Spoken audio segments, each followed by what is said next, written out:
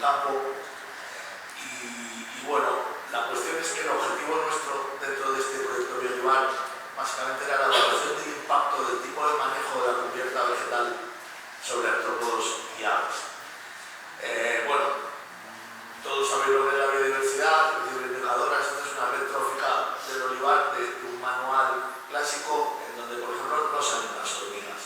Entonces yo, que soy especialista en hormigas, bueno, las he añadido aquí porque precisamente de lo que yo voy a empezar hablando es de las hormigas, y además es que las hormigas están, si os fijáis, en dos, dentro de la red trófica está en dos niveles, en el de consumidores primarios, porque hay hormigas que se alimentan de semillas y también contribuyen a la dispersión de las semillas, y en el de consumidores secundarios, porque hay hormigas que se alimentan de otros insectos, tanto como depredadoras como carroñeras. Mayormente son carroñeras, pero también las hay depredadoras. Los indicadores que hemos estado haciendo en el proyecto Biolivar no son solo las hormigas, son también las aves, de las que luego os hablará Ramón, y también los polinizadores, de los que se han ocupado Luis Miranda y Óscar Aguado de Singenta, pero que por desgracia yo no tengo sus resultados, pero en cualquier caso que sepáis que eso también forma parte de este proyecto, también hay, porque también son muy importantes, evidentemente, el efecto de los polinizadores y de la fauna auxiliar, que muy a menudo se sirve también como control de plagas. ¿Cómo hemos muestrado nosotros las hormigas en el olivar? Bueno, pues poníamos unos vasitos de plástico bastante pequeñitos con alcohol y monoetilenglicol. Estos vasitos tenían 7 centímetros de profundidad, 3 centímetros de diámetro, y los dejábamos durante 4 días. Se ponían en 2 transectos lineales, y un transecto de 10 trampas bajo árbol y otro transecto en el centro de la calle. Esto se ha hecho en 4 fincas de la denominación de origen de Estepa: la Calderona de Riego, Candelero de Secano, Los Gallos de Superintensivo, y en una zona de la hacienda Ípora también de Secano. ¿Y qué ha sido nuestro resultado por la parte de las hormigas? Bueno, aquí tenéis unos números, el total de hormigas capturadas, el número medio de hormigas por trampa, es decir, que en 4 días en cada una de las trampas nos han caído entre 2 y 4 hormigas, y lo más interesante, el número de especies de hormigas que hemos encontrado. En la finca de Riego es donde hemos encontrado tanto mayor número de hormigas como mayor número de especies, 16 especies diferentes de hormigas. Luego tenemos 12 especies de hormigas en la finca de Secano y 7 especies de hormigas en la finca de Superintensivo. El Superintensivo es el que tiene una menor riqueza de hormigas, pero así todo sigue siendo un valor considerable, importante. Es decir, pensando que estamos hablando de un monocultivo, estos valores son bastante interesantes. Luego tenemos también el efecto de la estacionalidad, que lo hemos estudiado solo en Ípora, y lo que vemos es que en mayo es cuando hay mayor abundancia de hormigas, pero es en junio cuando nos aparecen más especies diferentes.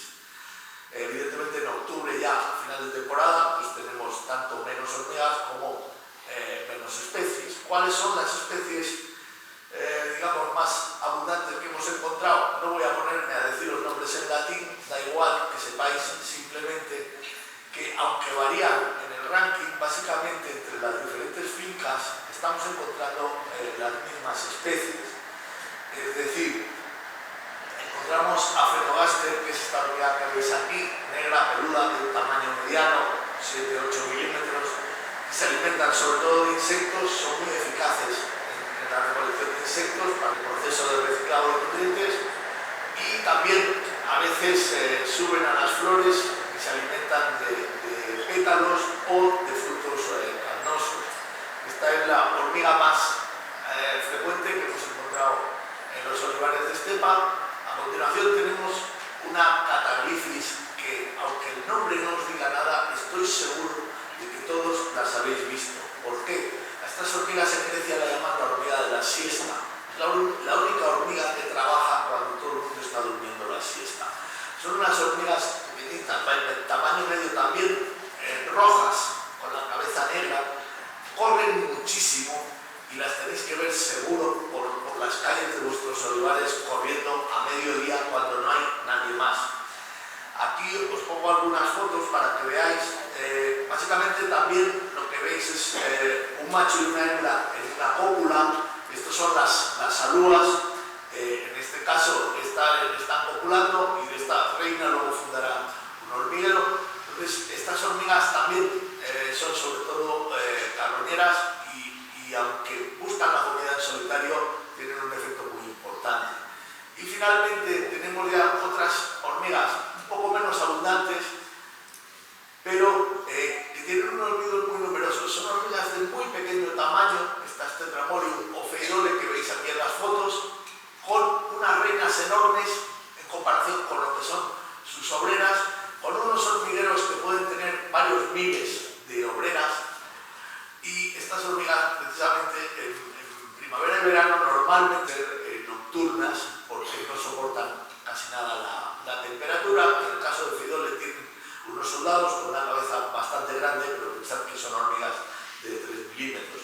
Entonces, toda esta fauna, claro, dice, la pregunta era, bueno, pero estábamos viendo la cubierta vegetal, y que no hemos dicho nada de la cubierta vegetal. Efectivamente, es que lo que nos ha ocurrido con las hormigas es que, a pesar de que son de pequeño tamaño, no hemos encontrado diferencia entre zonas bajo árbol o zonas en la calle, zonas con un tipo de cubierta o con otro tipo de cubierta, porque en realidad las hormigas estas, la distribución de hormigueros en los olivares es general, y las hormigas tienen una distancia suficiente como, digamos, para, si no tengo cubierta, no tengo recursos de alimento, me voy 5 metros para allá y acabaré encontrando algo que comer. Aquí tenéis los valores de las distancias medias de forrajeo de estas hormigas, de las más abundantes, y las distancias máximas. Las catalifis, estas pequeñas que corren tanto, pueden llegar a 40 metros de su hormiguero para encontrar un insecto muerto. Entonces, simplemente que en realidad, aunque esperábamos encontrar un efecto, por desgracia no lo hemos encontrado, pero en cualquier caso los resultados de la fauna de hormigas del olivar son muy interesantes.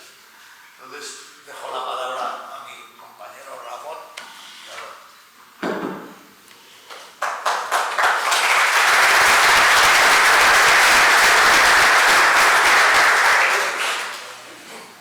Gracias, Chico. Buenos días a todos. La idea nuestra cuando empezamos este proyecto era medir los aspectos de las cubiertas, pero también tener unas medidas bastante aceptables de la biodiversidad, tanto a nivel de invertebrados, como ha comentado Chin, como a nivel de vertebrados.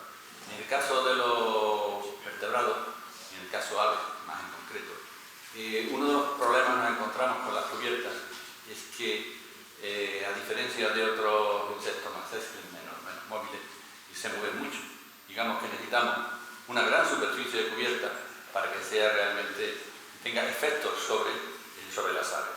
De tal forma que, y lo voy a comentar a lo largo de las breves diapositivas que voy a poner, es la importancia que puede tener más el entorno que la propia olivar, que el propio olivo o que la propia parcela. Quiero empezar la charla con una analogía. Es la vida en la ciudad de Estepa. Si lo vemos, pues tenemos nuestras pequeñas torres con orígenes religiosos, la ciudad con diferentes versiones, parques, calles, casas, y vemos que hay una diversidad en general de edificios y de forma de vivir, de comercios y demás. Esto permite que haya diferentes tipos de personas, oficios y demás, y además que puedan llegar a ser numerosas. ¿Qué ocurriría si en lugar de esta ciudad estepa que conocemos todos fuera esto? Solamente esto, es decir, un ayuntamiento, una plaza, una torre y demás. Nos llama la atención, pero podría ser. O sea, una ciudad de ayuntamiento. Bueno, realmente quiero llevar a la analogía con lo que nosotros podemos ver con un campo de olivar. Un campo de olivar realmente es esto, un olivo. Muchos olivos juntos forman una ciudad de olivos, pero en el fondo tienen la misma connotación. nosotros podríamos habitar eso. Sin embargo, nuestro campo no solo el olivar, sino nosotros lo que vemos es un mosaico, donde vemos olivares con cementera, tierra calma y demás. Eso es una visión mucho más amplia. Sin embargo, cuando nosotros, porque en el fondo lo que yo quería comentar aquí es que nosotros tenemos tanto en la ciudad diversidad de estructura o infraestructura como en el campo. Tenemos diferentes tipos de hábitat, en el fondo es lo mismo. ¿Qué ocurre si nosotros miramos en concreto algunos de los tipos de parcelas que hemos estudiado? Fijaros, una parcela intensiva de riego, como comentaba Chi, una tradicional de secano, un superintensivo, o una serie de plantones nuevos, con viejos o nuevos viejos, con intensivo y demás. Fijaros los patrones que hay, pero siempre pensar que esto fuese una ciudad. Si nos acercáramos a nuestras parcelas y lo viéramos mucho más cerca, lo que vemos es esto, un aburrimiento de ciudad, de una ciudad solamente con ayuntamiento. Esto otro. Esto es realmente lo que ve un ave. ¿Qué aves podemos encontrar en ella? El número de especies, aquí en superintensivo, o en este caso en tradicional, en regadío y demás, pues lo que vemos es que estamos entre las 22 y las 29 especies de aves. En total, todo el conjunto y demás serían unas 60 las que podríamos disfrutar de ellas. Y además que están un poco repartidas en porcentajes. Hay especies, todas las especies que están allí, no, hay especies que las vemos raramente. Por ejemplo, en superintensivo, pues tenemos un porcentaje muy bajo de especies que lo vemos ocasionalmente. 12, en el secano todavía menos, 8 en el riego serían donde veríamos más especies. Pero si nosotros están ahí siempre, es decir, se van de veraneo, se quedan, en el fondo es como una ciudad. Tenemos las mismas personas en verano que las tenemos en invierno o en Navidad, hay fluctuaciones. Esto es lo que he querido mostraros en esta imagen, y es que vemos que tenemos del orden de 15, 17 especies que son migratorias y que están solo temporalmente, que son como nuestros primos que vienen en vacaciones, pero que vienen en otoño y en verano. Luego tenemos una serie de residentes que son importantes. Tenemos entonces dos grandes bloques. ¿Por qué? Porque es importante. La ciudad está hecha para los que vienen o están hechas para los que viven. Esto es en el fondo lo que he querido mostrar aquí. Para los que viven. Y los que viven, cómo viven y cómo se reproducen, cómo crían, cómo comen, dónde van a la compra y demás. Uno de los problemas que nosotros nos encontramos en el campo, que esto es una vista solamente estable y física y estática, sino que todo esto nos cambia a lo largo del tiempo. En el fondo es igual que una ciudad. En la ciudad no tenemos los mismos habitantes en Navidad, que en Semana Santa, que en verano, que en el resto del año, sino que hay un gran cambio y una estructura, y todo eso debe estar alojable, darle un lugar de alojamiento. Los hoteles no están hechos para los fines de semana únicamente. Y eso es lo que he querido representar aquí con el número de especies de aves. Este sería el bloque de secano tradicional, este sería para riego, este sería para secano con tierra calma y demás, y este sería superintensivo. Si os fijáis, hay pequeñas variaciones, más o menos están casi todas las especies en los mismos sitios, pero sí hay unos cambios importantes a lo largo del año. Desde el invierno del año 23 hasta el otoño, pues digamos hasta esta semana de atrás, pues se ven cambios importantes en el número de especies, desde 13 a 26, que pueden ir casi hasta el doble, ¿no? Y además eso funciona y cambia en función del tipo de olivar en que nosotros nos vemos. Cambia, como comentaba antes también, aquí se ve muy bien, como a lo largo de las estaciones del año. Este es el invierno del 23 y este es el verano del 24, como el otoño estamos ahora pendientes de eso, vemos cómo puede ir cambiando el número de especies que estamos, pero siempre estamos hablando entre las 20 y tantas y 30 especies diferentes. ¿Qué especies son las que nosotros realmente estamos viendo? Aquí lo he querido traerlo para que veáis y sobre todo tengáis una idea de quiénes son nuestros habitantes, ¿no? Pues estamos hablando de los jilgueros, sobre todo, además en todas las parcelas de trabajo, los pinzones, los pardillos, los verderones, las cogujadas, las palmatorcas, y demás. Estamos hablando prácticamente de todos granívoros, aves granívoras.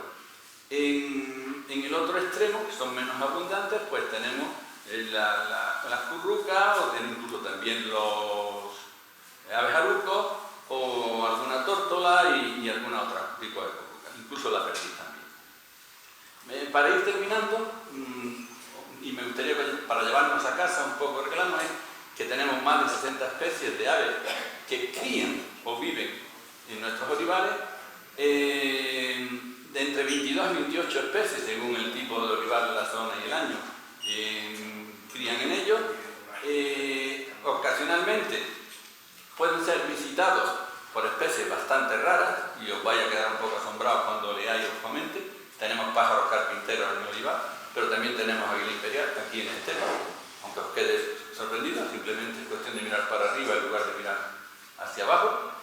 El olivar de riego intensivo con una diversidad intermedia es el que más aves tiene. Las aves granívoras son las más diversas y abundantes en todos los olivares, destacando los jilgueros, ya comentaba, pinzones, pardillos, verderones, y las especies insectívoras más abundantes han sido la curruca, gaviotado, abejaruco, bubillo y arcilla.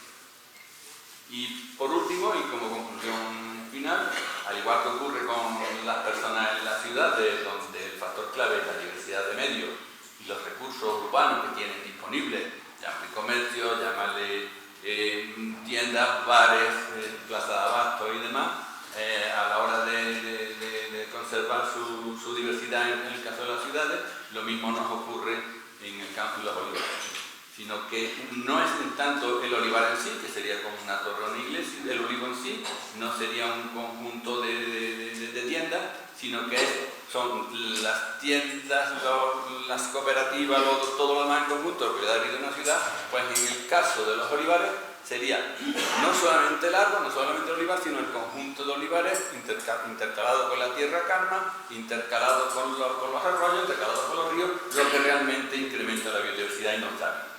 ¿Por qué? Porque tienen todas las posibilidades de espacio de hábitat. Que es lo que quería comentar y coincido con Chin en el tema también de las hormigas. Y con eso termino, espero haber sido breve y os doy las gracias. Buenas tardes.